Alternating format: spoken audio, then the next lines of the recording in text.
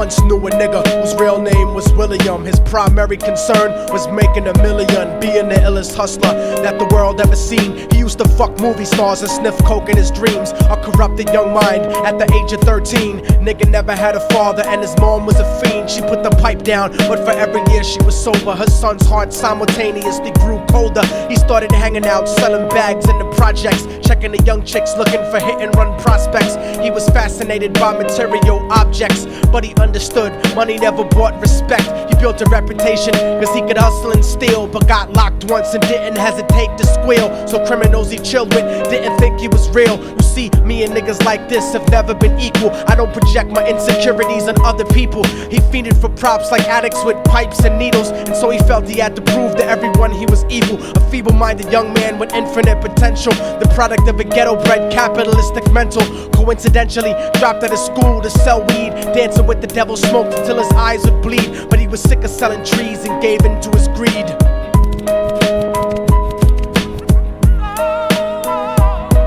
Everyone tryna be trife, never face the consequences. You probably only did a month for minor offenses. Ask a nigga doing life if he had another chance. But then again, there's always the wicked that knew in advance. Dance forever with the devil on a cold cell block. But that's what happens when you rape, murder, and sell rock. Devils used to be gods, angels that fell from the top. There's no diversity because we're burning in the melting pot.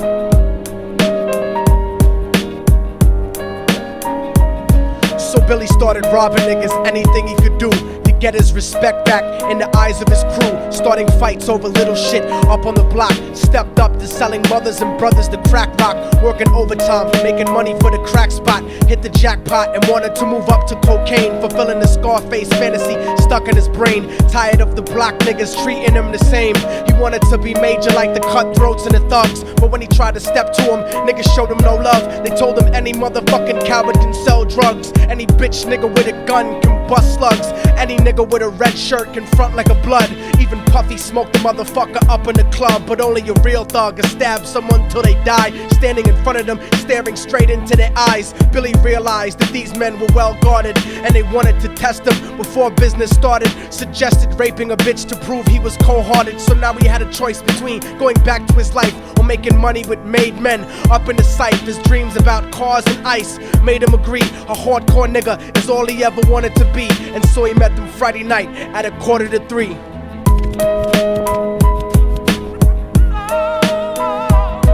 Everyone tryna be trife, never face the consequences. You probably only did a month for minor offenses. Ask a nigga doing life if he had another chance. But then again, there's always the wicked that knew in advance. Dance forever with the devil on a cold cell block. But that's what happens when you rape, murder, and sell rock. Devils used to be gods, angels that fell from the top. There's no diversity because we're burning in the melting pot.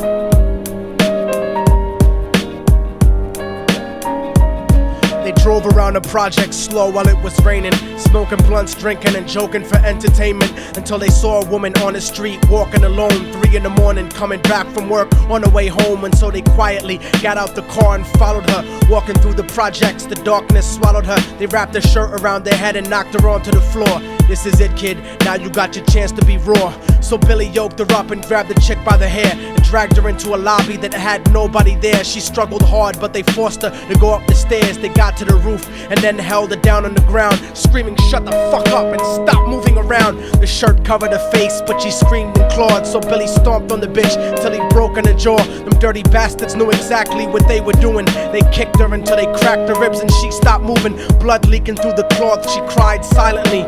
And then they all proceeded to rape her violently. Billy was made to go first, but each of them took a turn, ripping her up and choking her until her throat burned. Her broken jaw mumbled for God, but they weren't concerned. When they were done and she was lying bloody, broken and bruised, one of them niggas pulled out a brand new 22. They told him that she was a witness for what she'd gone through, and if he killed her, he was guaranteed a spot in the crew. He thought about it for a minute, she was practically dead, and so he leaned over and put the gun right to her head.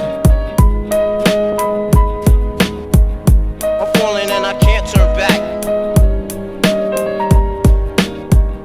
I'm falling and I can't turn back.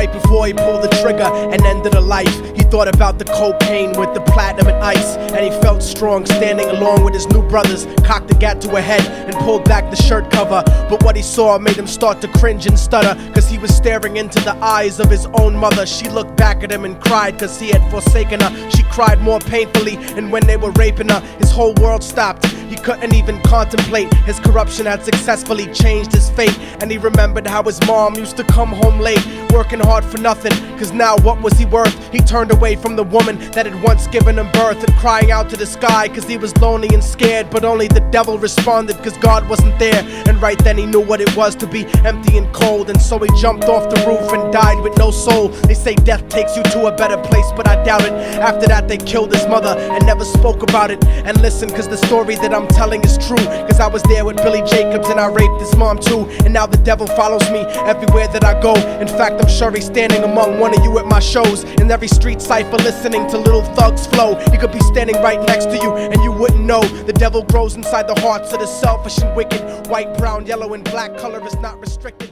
You have a